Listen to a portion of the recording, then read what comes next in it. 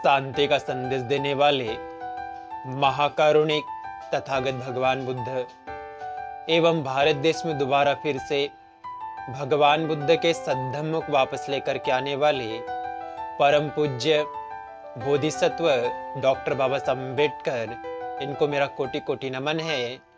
आप सभी श्रद्धावंत उपासक एवं उपासिका को मेरा मैत्रीपूर्ण जय।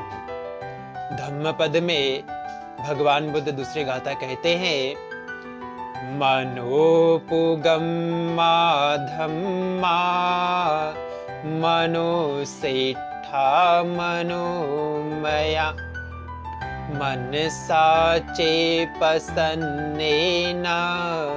भासति वा करोति वा ततो नं सुखमन्वेति छाया वा अनपायिनी।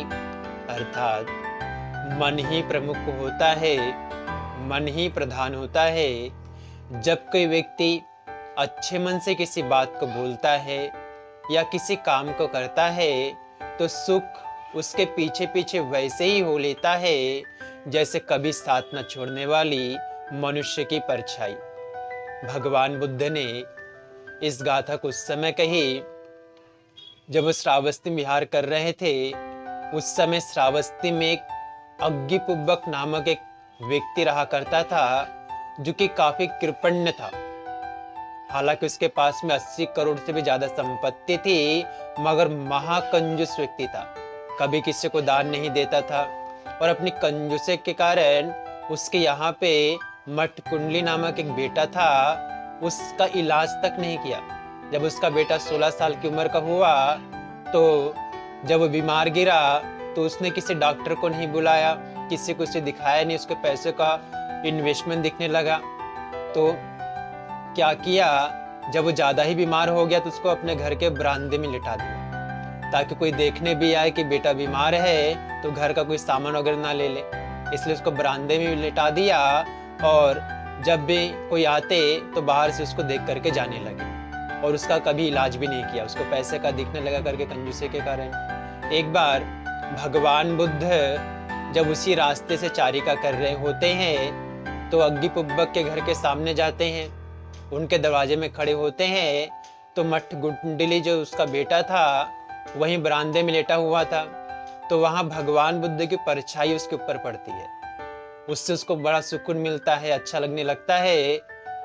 मठ कुंडली का मन उस समय भगवान के प्रति श्रद्धा से भर जाता है और बड़ा ही श्रद्धावान भगवान बुद्ध के प्रति हो जाता है और उसी समय उठ करके भगवान बुद्ध का अभिवादन करना चाहता है, नमन करना चाहता है, मगर उसका जो शरीर है साथ नहीं देता है।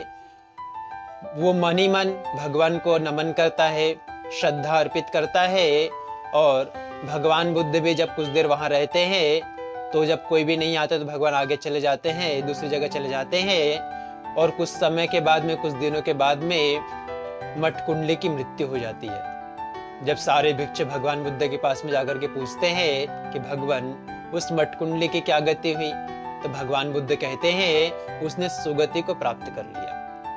तो सारे लोग कहते कैसे भगवान, वो तो उठा भी नहीं, कुछ भी नहीं किया। तो कहते हैं कि उसने भगवान बुद्ध के प्रति, मेरे प्रति, बुद्ध के प्रति श्रद्धा ज्ञापित की। उसने मन से ही मुझे अभिवादन किया, नमन किया, श्रद्धावान हो गया था और उसका मन निर्मल हो गया था, उसका मन पवित्र हो गया था, निर्मल हो गया था, इसलिए उस व्यक्ति की सुगति हो गई। इसलिए भगवान कहते हैं कि मनुष्य का मन ही प्रधान है। जब कोई व्यक्ति अच्छे मन से किसी काम को करता है या किसी बात को बोलता है तो सुख उसके पीछे पीछे वैसे ही चलने लगता है जैसे कभी साथ न छोड़ने वाली मनुष्य की परछाई।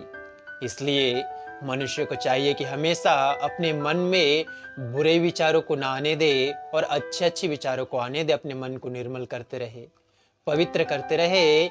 इसी में मंगल समाया है, इसी में कल्याण समाया है। भवतु सब मंगलं रक्षन्तु सब देवता सब बुद्धानुभावेन सदा शुद्धि भवन्तु ते।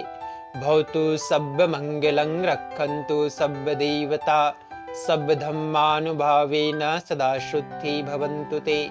भवतु सर्वमङ्गलं रक्षन्तु सर्वदेवता सर्वसङ्घानुभावेन सदा शुद्धि भवन्तु ते।